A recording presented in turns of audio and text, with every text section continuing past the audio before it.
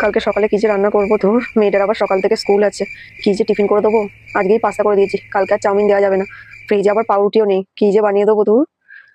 কালকে আবার নিরামিষ, শনিবার। কালকে বরঞ্চ একটু তাহলে ঝিঙে দিয়ে একটু দুধ দিয়ে করবো। ও বাবা, আজকেই তো ঝিঙে আলু পোস্ত হয়েছে, কালকে আবার ঝিঙে করলে বরমশাই আবার খাবে না। রাত্রেই বা কি তরকারি করবো, আজকেই তো পটলও হয়ে গেল, ঝিঙে হয়ে গেল, ডালের সাথে কুমড়োও ভেজেছিলাম, কালকে কুমড়োও করা যাবে না।